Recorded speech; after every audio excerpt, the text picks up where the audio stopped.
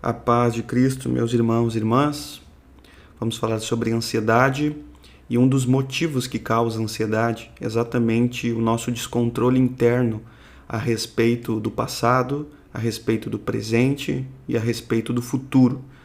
Quando o nosso interior está descontrolado em relação a viver corretamente o tempo e a estação, então certamente que a gente acaba entrando num quadro muito grande de ansiedade.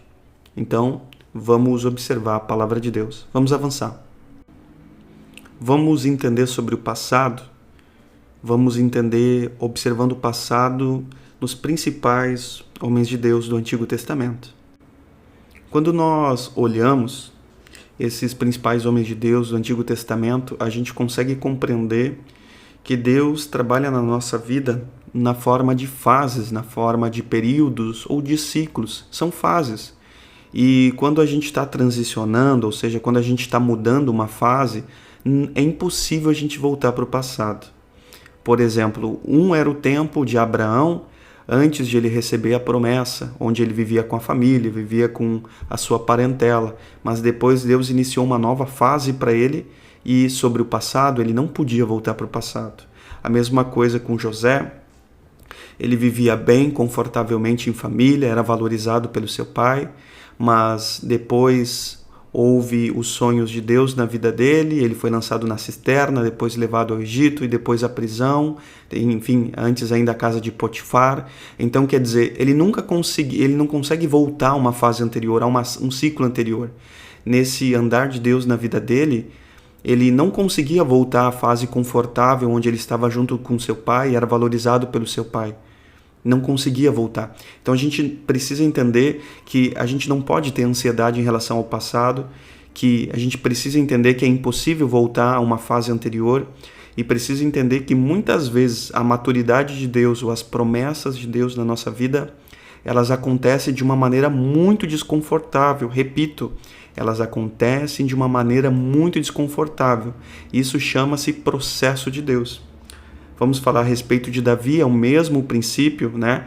Ele vivia cuidando das ovelhas do seu pai. Ali, pelo que apresenta o texto bíblico, parece que ele não era muito valorizado pela sua família. Enfim, mas depois foi avançando, até que ele chegou, né, a ser rei, e primeiro em Judá e depois em todo Israel. Então, veja bem, quando ele se tornou rei, em Judá, primeiro em Hebrom, ele não conseguia voltar à fase anterior, onde ele simplesmente cuidava de ovelhas. Então você precisa entender que nessas fases que nós estamos passando, não é possível nós voltar a uma fase anterior. A mesma coisa os israelitas, que quando eram escravos no Egito, bem, eles eram escravos, a vida era dura, mas em compensação eles tinham uma comida que lhe agradava, tanto que eles reivindicavam, os israelitas reivindicaram a Moisés, que no Egito eles tinham cebola, então quer dizer, eles estavam com saudade de comer cebola, mas não era possível comer cebola, porque eles estavam fazendo uma transição, eles tinham saído do Egito, estavam vivendo o processo de Deus para alcançar a terra prometida, eles estavam vivendo uma fase muito desconfortável, eles não podiam mudar isso, eles também estavam vivendo uma fase que eles não podiam voltar atrás, e você precisa entender, não deixe a ansiedade te dominar, você pensando no passado, pensando no conforto e nos benefícios que tinha no passado, porque se Deus tem mudado a sua vida, não é possível voltar a uma fase anterior. Deus está te levando para um novo futuro, para um novo propósito. Vamos então agora falar sobre o presente, vamos combater a ansiedade no nosso tempo chamado hoje, no presente. Vamos ao texto bíblico, Mateus capítulo 6. O texto bíblico diz assim: não vos inquieteis, pois, pelo dia de amanhã, porque o dia de amanhã cuidará de si mesmo. Basta a cada dia o seu mal. A NVT diz, portanto, não se preocupem com o amanhã, pois o amanhã trará suas próprias inquietações. Bastam para hoje os problemas deste dia. Nós entendemos, por meio desse texto, onde há um foco muito importante em você não ficar descontrolado, preocupado com amanhã, para que você possa colocar toda a sua atenção no dia de hoje, no dia chamado este dia, vivendo hoje, vivendo o presente. Aqui mostra que a cada dia tem suas próprias adversidades, cada dia tem suas próprias dificuldades, cada dia tem os seus próprios desafios, cada dia tem o seu próprio mal. Então, a gente não deve ficar descontroladamente pensando no futuro, preocupado com amanhã, sendo que a gente tem que ficar atento ao dia de hoje, que já tem muitas necessidades para a gente atender. Então, você precisa entender que você não pode viver no passado, não pode tentar voltar ao passado, que você também não pode tentar acessar o futuro, porque nós não conseguimos viver nem no futuro e nem no passado. E precisa entender, então, para que a sua ansiedade possa ser combatida, que você precisa viver e administrar bem, administrar corretamente o dia chamado hoje.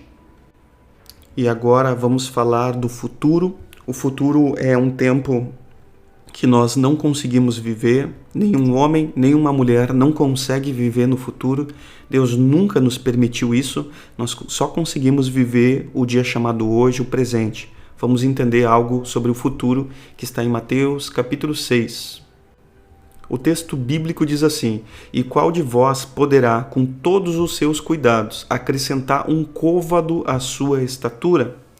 Outra tradução diz: "Qual de vocês, por mais preocupado que esteja, pode acrescentar ao menos 1 hora à sua vida?" Vamos entender.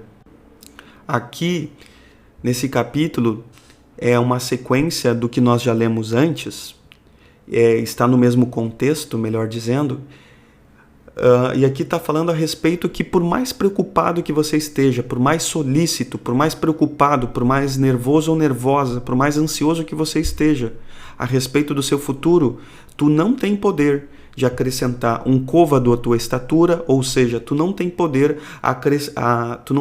para acrescentar mais tempo de vida para ti mesmo.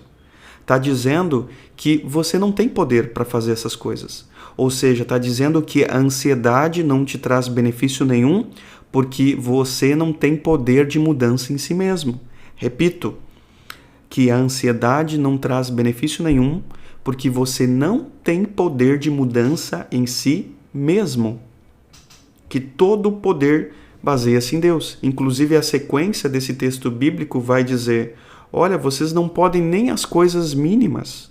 Imagina, Deus está dizendo que para Deus, acrescentar tempo de vida, alterar a vida de alguém, é uma coisa muito pequena, é uma coisa mínima.